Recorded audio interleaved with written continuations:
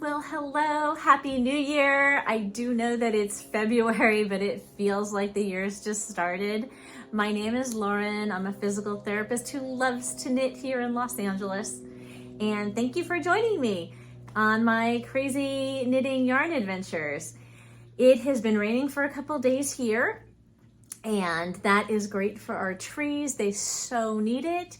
And the hill behind my apartment has been all green, and the hummingbirds are happy to have bright orange lilies to feed on. It's been nice to be able to relax with a cup of cocoa or tea and knit.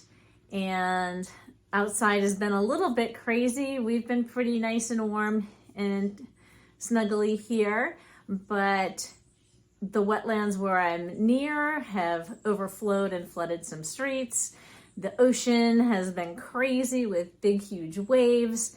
And I know other places have been having some difficulty with flooding and mudslides, but our hill is pretty green, and the plants, now that they have some water, it's nice. But let me show you what I've been knitting. My knitting started off this year with a beautiful shawl for my niece, and this orchid here is the color that she loves. She loves this kind of, let me bring it closer.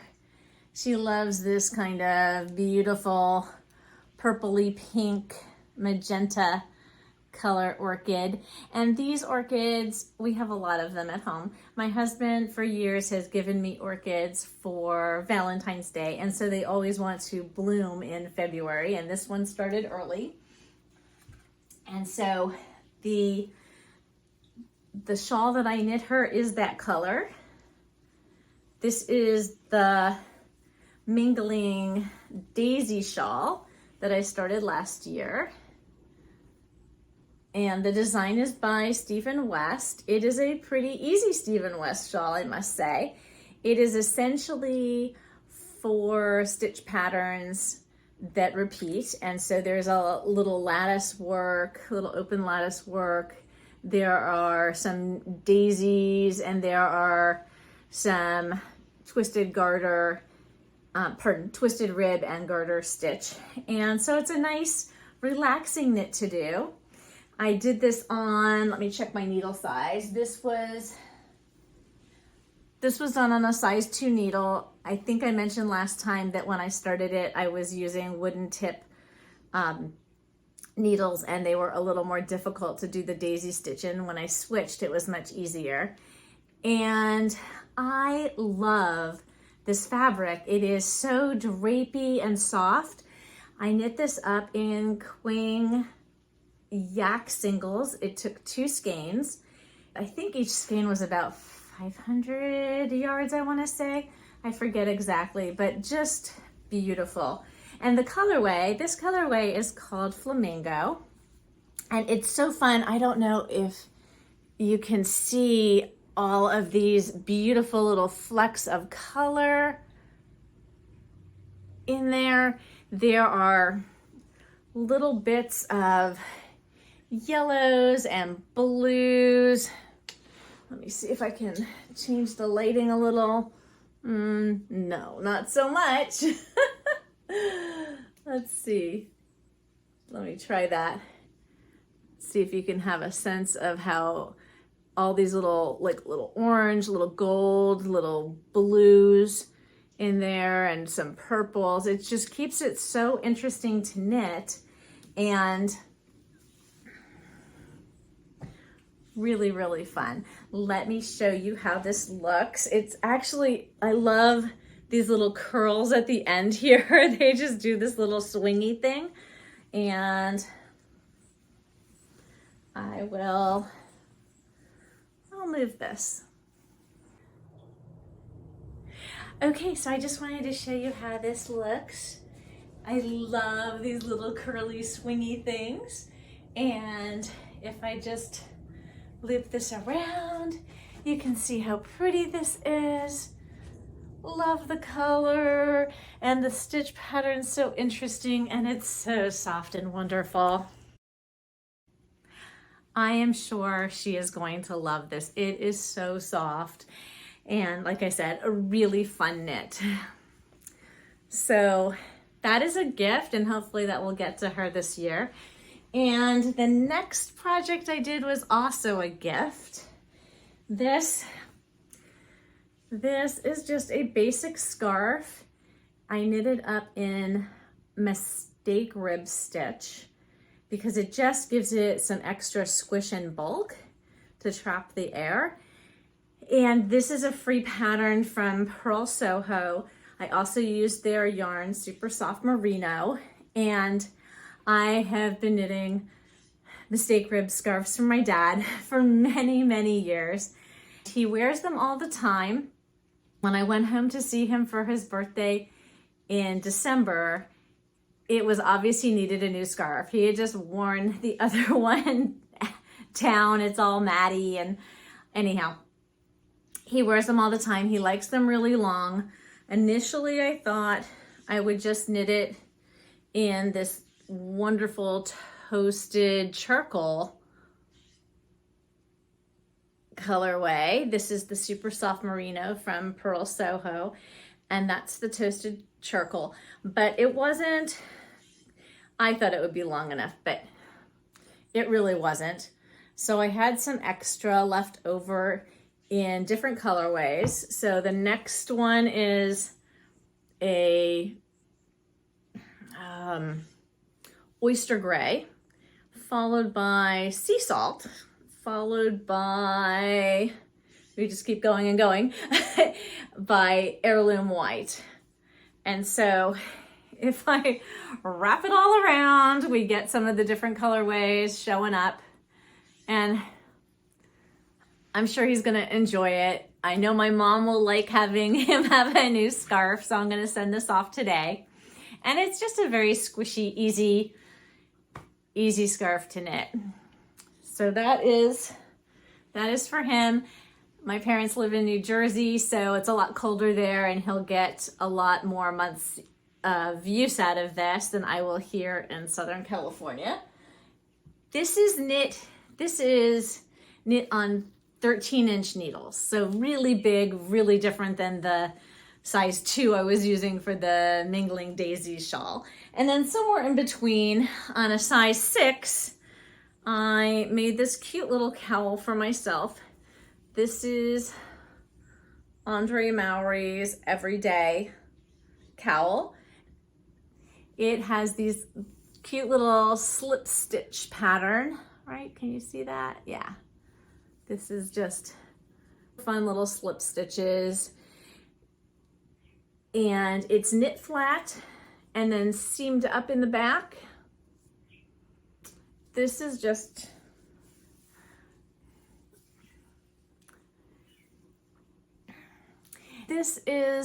a very small, lightweight cowl, just something to go over the neck or dress up and add some color to my little black dress. I like these especially when I'm walking at night and the wind is coming off of the ocean, so a little protection, a little warmth, a little snuggly. This yarn is Life in the Long Grass Crush is the colorway. It was called DK Twist. So it's a DK weight, and it's got a nice twist in it, keeps the stitches really nicely shown. And this colorway is Crush. It's a kind of purple lavendery gray with some blue flecks in it. Reminds me of the Grape Crush here in California. So that's the project for me. That was a really fast knit, maybe 2 evenings, super fast. So I switched locations to my office because the lighting is better. It was just getting too dark across the way. And I did want to share with you my 2 works in progress that I am currently working on. The first I started way back in, I think July. It is a Stephen West, the Contra Blast socks that he was doing a clue or part of the sock every week for the month of July. And I didn't start then, I started afterwards, and I really wanted to make these crazy socks for my sister because she just appreciates the silly. This is my little bag. They're bees. I just thought they're so cute. This is the current state of the sock. Here we go. It is loud and bold and just wow. I am excited about it. So it is a top down sock. I have gotten the cuff and this crazy pattern and the little heel, which I really like, the little X's. And we are starting in with the gusset for the base of the foot. I have only made one pair of socks before, and they were toe up socks. I really enjoyed them. I made them out of unspun yarn, Newton, and followed Miss Evil's recipe for Kura socks. And I believe the recipe and her videos for instruction are on YouTube. But I thought it would be fun to try some other different socks.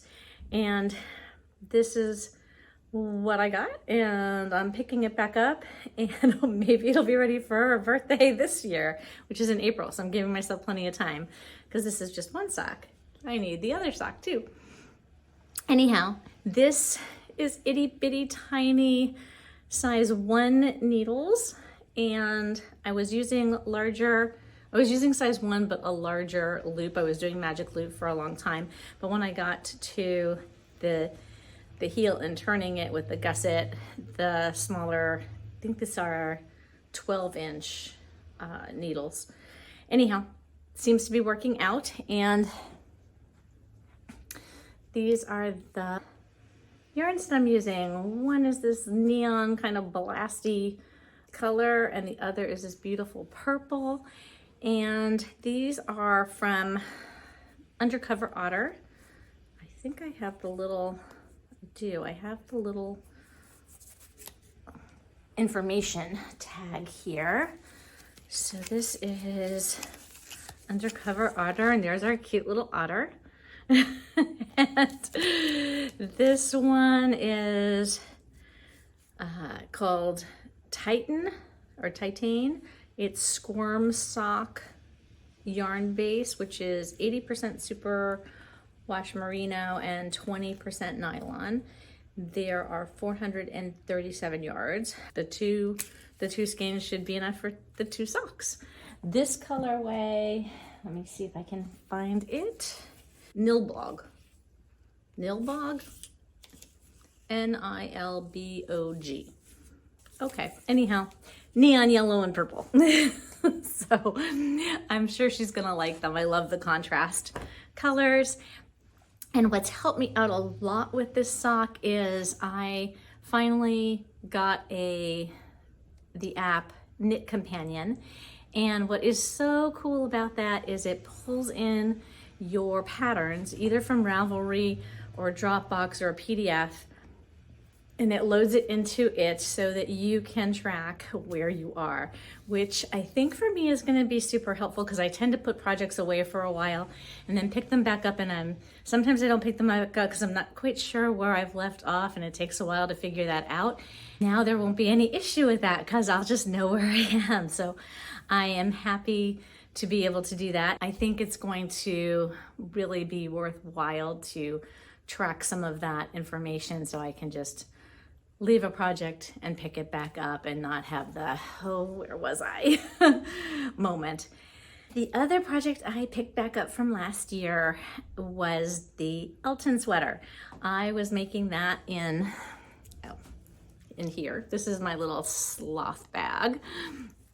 I was making that in two different weights. I was using a lace weight and a fingering weight, and these are both Magpie fibers. And the colorway is Magpie. It's this beautiful blue that's oceany, and it's so nice. The solo base is their merino, and their plume is a silk with cashmere, and it's just this amazing fluff. So the Elton sweater is a sweater patterned by Joji Locatelli. I had knit the sweater all the way to the bottom of the body, and it was too big. It was really, really big. I was swimming in it, and I set it aside because I knew I was gonna have to rip it out. And I finally spent 3 days ripping it out. And now I've restarted. And then I tried it on and I still didn't like how the sizing and the drape was, so I ripped it out again. And now I think I am back on track. So here is this cute little sweater partly done. It is this alternating stripe of different weight yarns that creates those stripes, and it's pretty. I decided to go for an I-cord on the neckline instead of ribbing.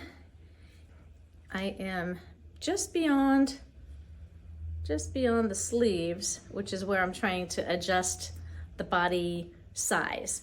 So it's supposed to be a drop shoulder, very boxy, oversized sweater, which is fine, except that you are supposed to pick the size with positive ease based on your chest size. I am large chested, so that's fine, except that it means the rest of the body has way too much fabric. So much fabric. Like swimming in the ocean, which I like to do, but not in my sweaters. And I don't mind them oversized and cozy, and that's great. But this was too much. So, like I said, I ripped it all back, and then I started decreasing at the underarms and some in the back, and that should take a lot of the fabric, the extra fabric out, but still let it flow and hang in a pretty way. So we'll see how this round goes. I'll keep you updated. Thanks so much for watching, and I've got some ocean shots at the end. Please like and subscribe below, and have yourself a great February. Happy Valentine's Day.